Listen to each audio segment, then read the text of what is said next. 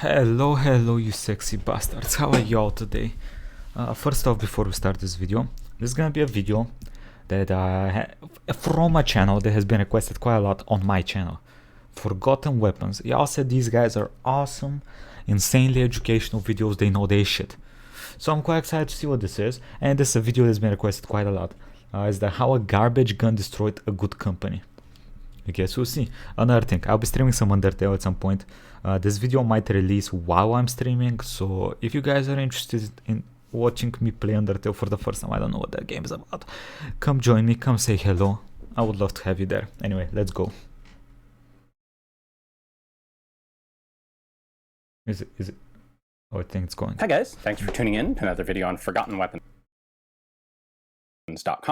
I'm Ian McCollum, and today we're going to take a look at a pistol that really can't be forgotten quickly enough. This is the US firearms company Zip 22, and these were on the market only briefly. They were produced for about 1 year before they completely destroyed USFA as a company, which is really a shame because it looks like a laptop charger a little bit. Prior to this piece of garbage, USFA was known as the manufacturer of, almost without argument, the highest quality single-action army reproduction guns on the market. Ooh. They were really sought after. In the wake of USFA completely dissolving, they have become even more sought after now. Their used prices are kind of astronomical in some cases, and it's all the fault of this plastic-framed piece of junk. What is that? So we have to first look at, like, what on earth happened. Well, it looks like a miniature P90. Like the inbred brother of a P90. The answer is USFA was owned and run by a guy named Doug Donnelly. And it really was his personal company, and he ran it that way. And he had USFA as a company, when they were making single-action armies, was kind of known for promising things and then never really delivering on them, and having weird ideas for new products that they ought to offer that they sometimes did and sometimes didn't. Rainbow-colored single-action armies, that sort of thing. And this really was just kind of figments of Donnelly's personal preference. It's a 20... I'm speculating here, but one would suspect he made money elsewhere, hopefully, and treated USFA as more of a hobby than a real business. Okay. And this would really come down to bite the company badly, because Donnelly's worldview was really kind of completely divorced from reality when it came to the Zip. So this was apparently an idea he came up with that he thought would be really cool and really wanted to produce, and wasn't able to for a little while. And as best I can tell, the concept here is to make a gun that is extremely cheap or extremely affordable, depending on how you want to phrase it. Modular, like make this whole system based around a really inexpensive base gun. Bro, what? Oh, okay, there can be justification to that. The problem was, this gun is an absolutely terrible design, and they just don't ever work, which you can discover if you go look up virtually any YouTube video on these things. So, like this one? What we're going to do today is we're going to take a closer look at this one. We're going to take it all apart. I'm going to show you exactly why it doesn't work, which really doesn't take a rocket scientist or even a firearms engineer to figure out. I don't know shit. This was reputed to be designed to be one of the safest guns on the market, and it turns out to be one of the least safe guns on the market, and I'll show you why. And then tomorrow we're going to go out and take this thing to the range and see how it shoots for us. And more interestingly, because I'm pretty sure it won't, we're going to try getting some high-speed footage of malfunctions, because that should be pretty interesting. So without further ado, let's go ahead and take this piece of garbage apart. First question you have to answer with this thing is, which end is forward? And that is this end.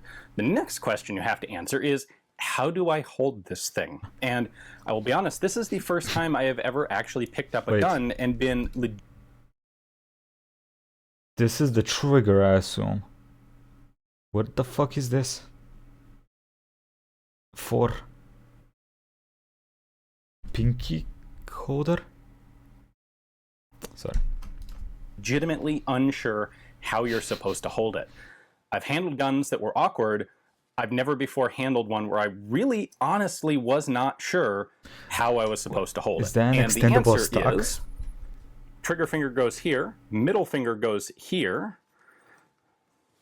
thumb wraps around the back, and your palm kind of sits in the back like that. It looks uncomfortable. That does actually let you get a sight picture. Kind of looks like a nail gun. This is kind of like holding a 2x4, maybe a little less comfortable than a 2x4 because it's got some blocky protrusions on it. You'll notice that your finger is pretty close to the ejection port here, and that apparently can result in brass hitting you in the hand and being uncomfortable. Ooh. If you hold it left-handed, it is remarkably actually better because you're less likely to hit yourself with the ejecting brass. You'll notice here, though, that this particular one has a couple of accessories on it, including a belt clip. Well, with that belt clip, this grip is big enough that the tip of my index finger just barely gets to the trigger. So some people, actually, that I've talked to, prefer to hold it like this, and it's actually almost seems like maybe it's designed with that in mind, and use the middle finger to pull the trigger. So that's how you actually hold the thing. I find it rather goofy that I even have to discuss, in a serious manner, how are you supposed to hold it. Moving on, however, we do have a couple of controls. There is a magazine release here at the back. Push that in and pull out the magazine. These were shipped with Ruger 1022 10-round rotary magazines. In theory, they will take other sorts of 1022 magazines. Okay, what the fuck? That's a weird There you go. You can get the extended magazine in there. That actually sort of makes it easier to hold because it gives you a little more to grip with your bottom two fingers. But apparently, the majority of these larger magazines simply don't feed fast enough to keep up with the cyclic rate or the bolt velocity on this thing. So we'll touch on that when we take it apart. There is a crossbolt safety here in front of the trigger. Okay, from what I've learned so far about this gun, I have a question. Does anything work as intended on it? So that's safe. When the red's exposed, that's the fire position. There is this thing was intended to be like the world's safest firearm, and in mechanical terms, that's not. They didn't necessarily fail on that. This thing won't fire if you drop it. It's got a very good drop safety to it. It's got this really kind of unusual safety to it where if you cock the thing halfway, and by the way, these two lugs on the front are your cocking handles. If you cock it part way, you can get it in a position right here where the trigger is locked and in theory, it's completely safe, even if there's a round in the chamber. And apparently, allegedly, this was deliberate, and it was intended as like sort of a child safety lock where you could leave the gun loaded and no child. Bro, child safety. Could actually manage to fire it because of this striker block once it's been halfway charged. In order to release that, what you do is actually fully charge the thing, and then it can actually fire. So half cock it like that, and it locks the thing up. I don't know, maybe that's an interesting idea. So if your kids have a tendency to shoot around the house with loaded fucking handguns, buy them this shit, I guess. I mentioned that this is in fact a particularly dangerous gun. That's because of this cocking system. Oh. In order to load it, what you're actually supposed to do is put in a loaded magazine and then put your finger here and push back on these bars to charge the pistol. So you're literally putting your finger right at the muzzle. Very easy to get your finger in front of the muzzle. This is a terrible idea. It is not mechanically unsafe, but it is, as a practical and human factors sort of idea, incredibly unsafe. Now you'll notice there are two of these things and they're different lengths. This one is labeled zip load, and this one is labeled zip restrike. The idea is if you cock the thing most of the way, but not quite all the way, you can actually reset the striker without fully extracting the cartridge. And if you have a dud 22 that doesn't want to fire the first time you strike it, you can use this lever. You just pull it, because you're using this shorter lever, you can't pull it back as far. You can use that to recock the action, or you can use this long lever to actually fully load a cartridge. Now, my understanding, and we'll find out for sure tomorrow when we have this at the range, my understanding is this short one is actually long enough that it does tend to eject the round, or at least jam it up such that the gun malfunctions. We'll see about that, but that's the reason why there are 2 of these.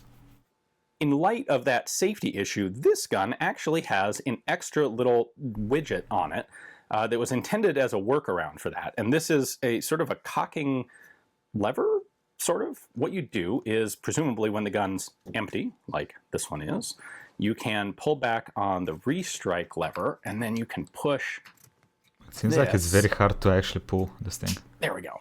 You can push this out, and it will actually catch that and hold the bolt open until you pull this backwards, which will then release it. So why does it seem like it has like 20,000 fucking things inside of such a small little firearm?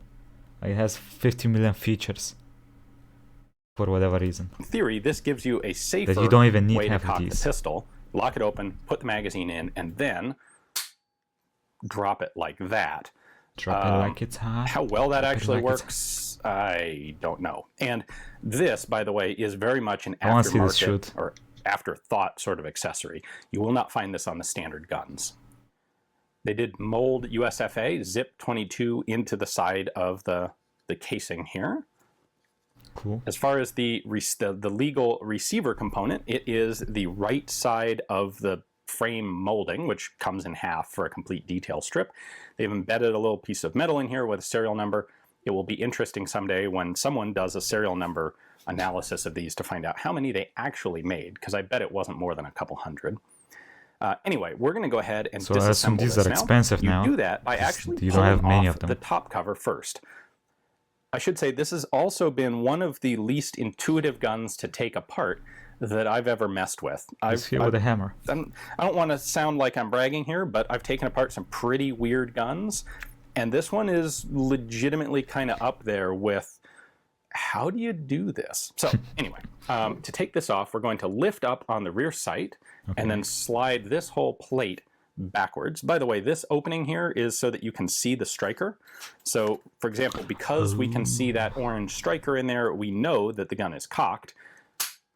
When you fire it, or dry fire it here, that disappears. So now the gun is uncocked. Anyway, I'm going to lift this up fairly high, and then... Are you breaking it?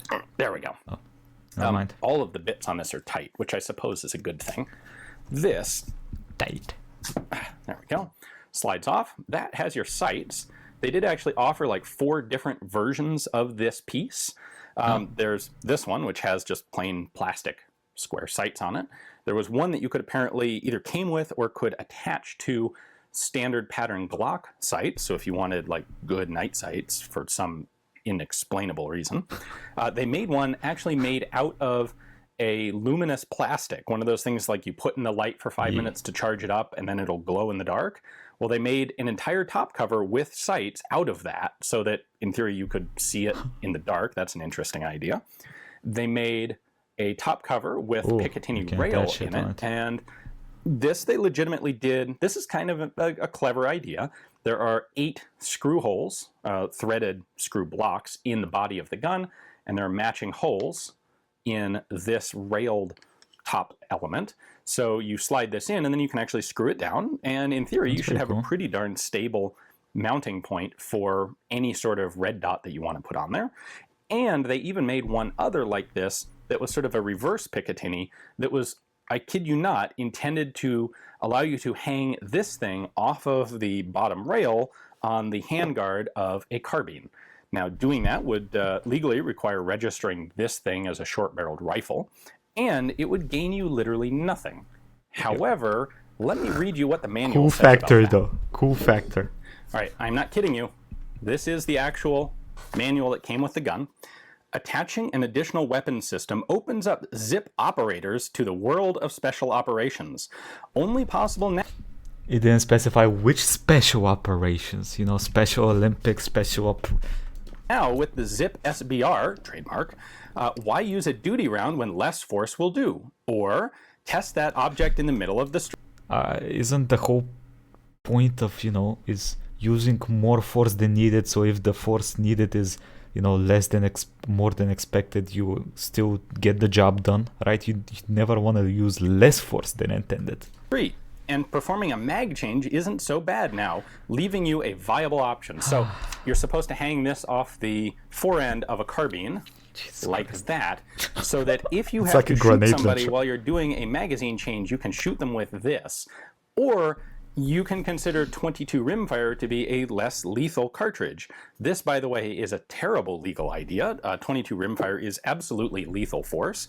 Although I suppose if fired from a gun as unreliable as this thing, maybe you could consider it less lethal. So anyway, enough digression there.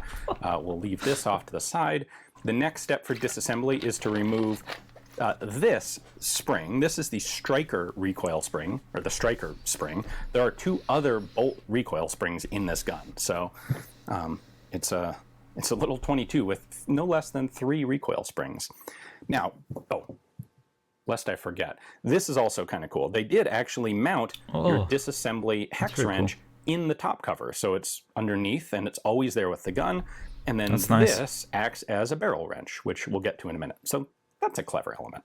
I wish they'd do that in my chair. Instead of using that wrench, I'm going to use a little better one. What you're supposed to do is get a wrench in this little notch. Zoom in. Right here. And then push it forward. You have to push it forward and then lift it up. And if you don't do it carefully, the recoil spring will go flying across the room. So back is pretty easy, relatively easy. Lifting it up then is a little tricky because you don't really have anything to grasp on to do it. Bite it. Let me get a different wrench and try that. All right, let's try this again the other way. Come on. Ooh, there we go. There we go. All right. Okay. So I've got it partially lifted out. Yes, you have. And now I can... And just falls off. There we go. Cool. Carefully remove the striker spring, its guide rod, and this little plastic retaining piece that goes on the back. Interesting. Next up, we need to remove the back plate here. We're going to do that by taking out... Guys, this is where I'll skip to the shooting range, because I am not entirely... what the fuck?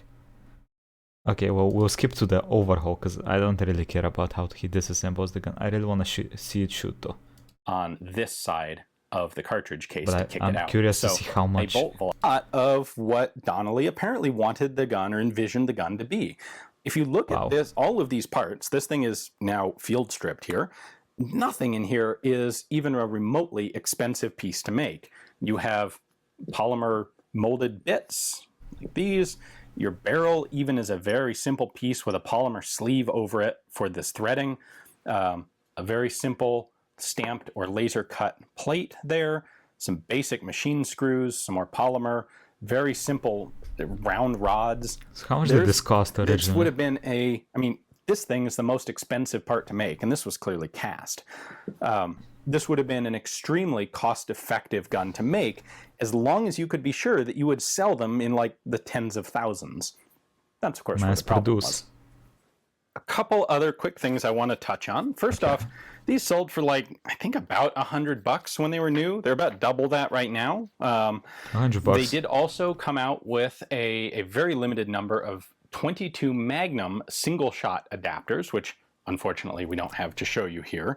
They also had plans for a bunch of other things, like, for example, this SBR shoulder stock assembly thing. 22. That was like, well, there it is right there. The Battle Zip Survival SBR with a little pocket or a little compartment in the side for first aid stuff. And then you can fit your non-functioning 22 caliber zip pistol here. So they envisioned how trash the operating system is on this the gun, so that when you shoot yourself in the hand trying to cock it or some random shit, you have a first aid kit to,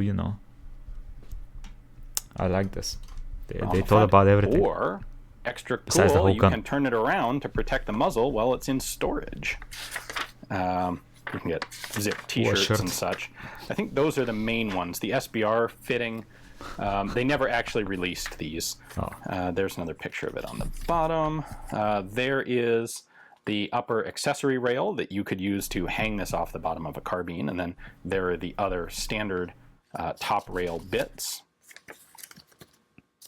Interesting. When these accessories were available, interestingly, they actually sold the accessories through Amazon, not direct through the company. Creative, interesting, I suppose. Easy way to get arrested. And just to show you, there's the thing cycling. This has a really heavy trigger, has a really heavy... These springs in the action are very heavy because that's what it's entirely relying on to stay closed when it fires, to varying degrees of success.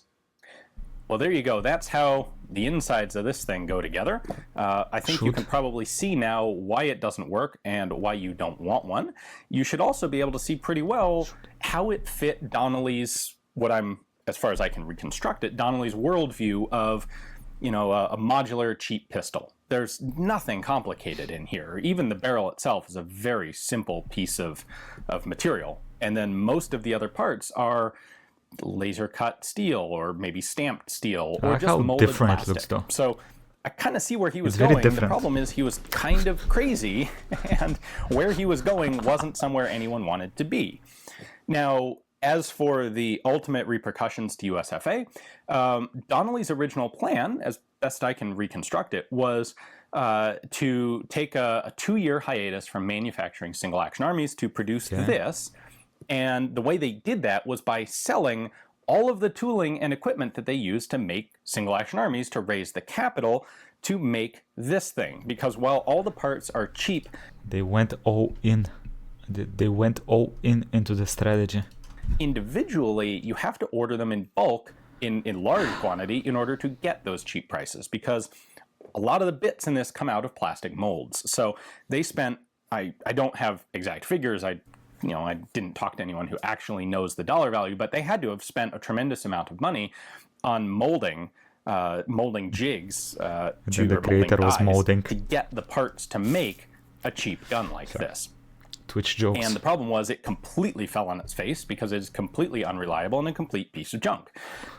And so the original plan had been, we're going to sell all of our actual high-quality firearms tools, invest all the money into this thing. This will somehow miraculously make a giant pile of money, which we will then use to purchase new machine tools and start up production of the single-action army again, which isn't a big priority because I'm Doug Donnelly and I got bored with that. So that was, I think, the original plan, and it fell apart because this utterly failed to make any money whatsoever. So these guns were produced from like late 2013 into early 2015, I believe. It's pretty recent. A year, just a little over a year. The company formally dissolved in January of 2017. It moved right about the time that they started manufacturing these. The company legally moved from Hartford, Connecticut, where it had been based, to Jackson, Wyoming, but it never really had an office in Jackson. It was just like a business or an FFL or a business license held at a lawyer's office. So the whole thing kind of just fizzled up and blew away like dust, leaving us with a number of relatively inexpensive, worthless guns and a great collector's market now for USFA. I mean, they did. That's what they intended, right? Inexpensive gun. It's inexpensive, and it's a gun. Single-action armies. Those things were expensive to begin with, and have only gone up in value because they will never be made again. I think there are some people who have some forlorn hope that USFA will come back and their really nice single-action armies will come back, but I think it's pretty much guaranteed that they are gone forever. I mean, they're going to need a lot of money to come back. Anyway, right? That is the story of the USFA Zip 22. Stick around tomorrow. We're going to take this thing out to the range and get what I anticipate to be a lot of unimpressive footage of it failing to fire, and hopefully some pretty cool slow motion footage of the bolt opening too early. If we're really lucky, we can get a really good slow motion shot of a ruptured casing in this thing. That, to me, is by far the most valuable characteristic of this guy is it's going to let me get some really cool slow motion failure footage. So stick around for that. Thanks for watching today. Okay, well, we found out the story about the shit gun. Maybe I'll try to look for it. Oh, never mind. They give me the shooting.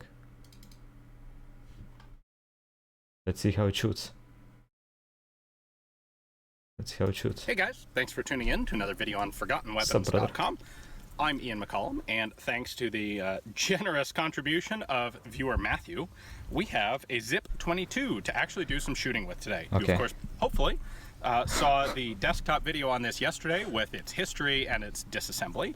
Yes, and we did. Now we're actually going to try and make it work. So I want to reiterate, we touched on this yesterday. This is a particularly, potentially hazardous firearm to Please use don't die. because these are the cocking handles out here at the very front, where you basically have to stick your finger in front of the muzzle in order to charge this thing. So this one is actually fitted with a special, there we go, special charging device, which I'm going to go ahead and use as much as I can. We have a Ruger 1022 10-round magazine there. Go ahead and fit that in, and then pop Bro, that looks so awkward. that. Now it's loaded and hot. I'm gonna go ahead and shoot this left-handed, not just because I'm left-handed, but because this is actually safer to shoot left-handed because you're less likely to get your hand in the way of the ejection port. Now there is a very slim chance this will actually work, but let's find out. Okay. Are you shooting? Can't quite get enough strength on the trigger to fire it. All right, Are you shooting? we're gonna go with the middle finger trigger option here. Oh, safety. Yeah, was the on. safety on. All right, back to normal.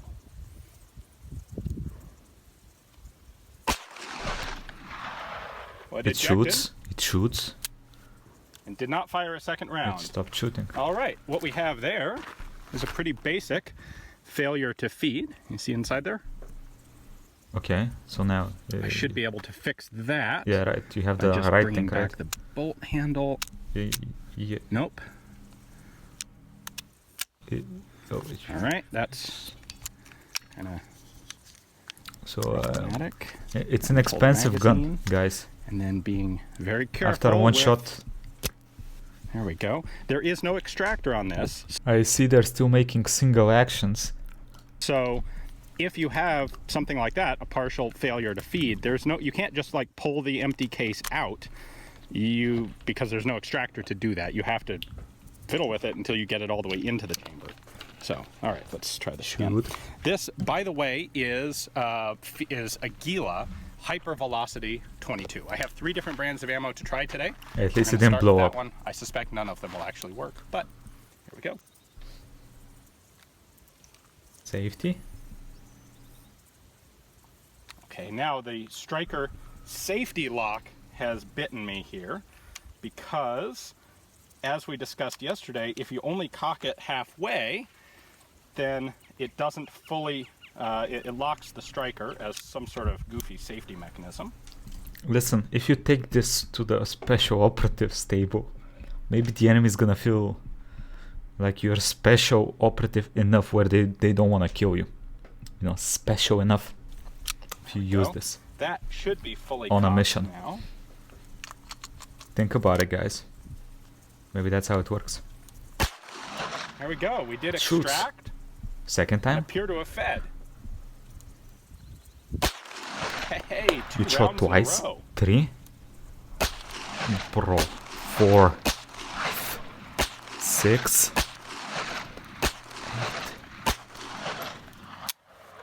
I think Whole mag. that is the most successful string of firing of a Zip 22 that It's I perfect. have ever seen It works. in my life. I It watched a just bunch of the works. other videos that people have put up on these things just to get a feel for what I should expect. None of them prepared me for it actually firing. So maybe the Aguila ammo was the trick. I know it kind of wants high velocity stuff. Next up, Ooh, the we 15 have a mag. 15 round Ruger By the way- factory magazine. Why is the 10 mag this small and the 15 mag this fucking big? Like, it makes no sense. Shouldn't, if this is a 10 mag, shouldn't a 15 be like this? Why is it like weird? Let's see if this can actually work. Once again, be very... Don't shoot yourself in the hand, please. Okay. Okay. Okay. No. Good start. Good start. Okay. Didn't bring the thing far enough back to actually feed. Of course. There we go. Let's try that.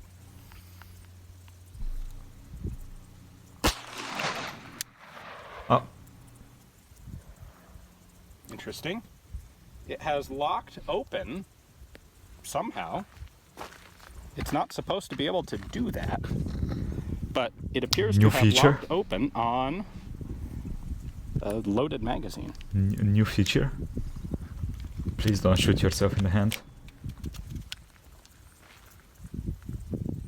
It jammed that bullet back into its case. We're going to get rid of that one. Let's try this again here. This is pretty funny, I gotta be honest with you. No, didn't. So these recoil springs are actually really stiff to use, and especially when you're trying to be careful not to put your finger in front of the muzzle. Not to shoot yourself in the hand. They're difficult. What I did there is didn't quite pull it far enough back to actually fully chamber a cartridge. But that does not look Now it is. comfortable to use at all. Or shoot, to be honest. That didn't feel like it reset. Kinda looks like a mini Uzi, no? Nope, that has locked open again. Again? In fact, it looks like what's happening is it is jamming cartridges into the front of Pretty magazine. good bolt action, to be honest. Yeah, so that's actually not a problem I can blame on the zip. That's a problem with this magazine, I think, in conjunction with this ammunition. It's when the bolt hits the back of the case, it's jamming it forward, and the magazine's not lifting it up properly to feed. Okay. So, let's go ahead and go back to the 10-round magazine. Just for kicks, I'm going to try a different brand of ammunition. Okay. All right, that last ammo was a Yall 30 grain. This is American Eagle Red Box 40 grain. Eagle. Projectiles. Let's see. I'm Will gonna it use shoot that, twice? Charging thing here again. There we go. We should be good to go. Left, Go ahead and try it right-handed? You know what? No. We're gonna Fair enough, fair enough.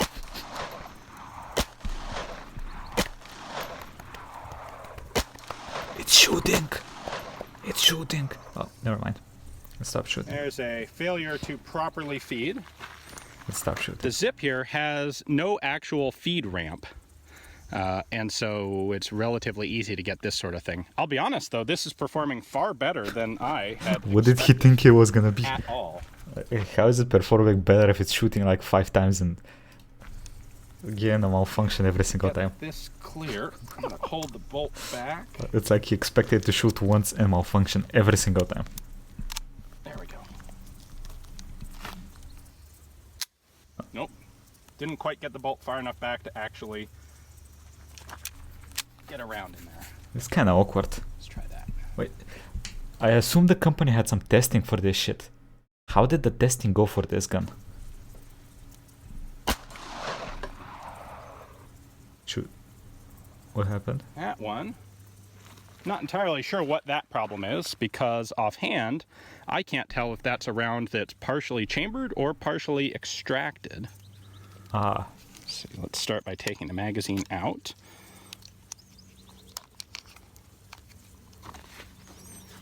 Right, and then...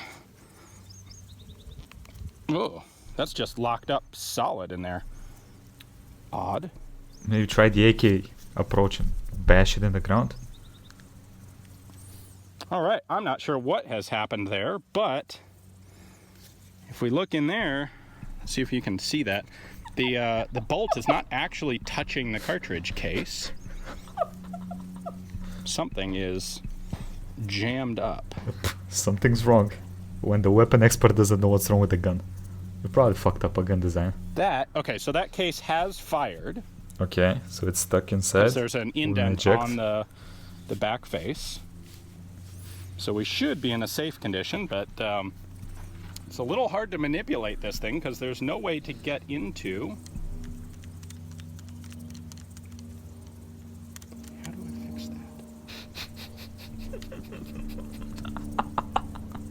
That's pretty funny, bro. Gun meme review. This gun seems to be a meme. Yeah, I have no to be idea honest. what's happened there. I think we're gonna have to call the video here because it doesn't appear to be broken, but it's certainly not working. So, overall, I'm actually fairly impressed by how well this did function. I was expecting every other round misfires, and instead we only got a couple misfires per magazine. So for a zip, that's actually remarkably good performance. Okay, back at next video, especially we got 2 rounds to fire in a row. We never got 2 rounds to fire. Handling on this is as bad as you would expect from dry handling it. It is actually an uncomfortable gun to fire, despite the fact that it's just a 22 rimfire. It's a carbine, though. This is truly one of the worst guns that I've ever actually laid hands on, which is an impressive achievement. So, don't buy one of these unless you want it as, you know, part of your menagerie of terrible guns, which, hey, I get it. That's a cool collection to have. And in that case, go nuts. And by all means, try and find yourself the 22 Magnum single shot conversion as well. A big thanks with to the Matt carbine for thing. Loaning this one to me. So we'll be it's sending big it back to you. and I'll trashy. hopefully be able to fix it before I send it back to you. But if not, well, haven't really lost anything. So thanks for watching, guys. Stay tuned tomorrow for more cool forgotten weapons.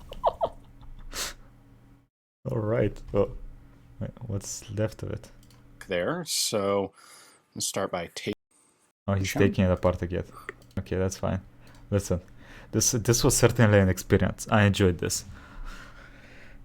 This was the most meme gun I've ever seen in my life. And I've not seen a lot, so it's not much to say, but this was very memey. I enjoyed this. Maybe the people making it were actually trying to meme, and they succeeded in it. Let me know what you all think. Y'all obviously know more guns than me, but anyway, that's it for today. Quick thank you to the YouTube members and Patreons. Thank you all for supporting the channel, and I'll catch you all next time. Bye bye, everybody. Have a nice day.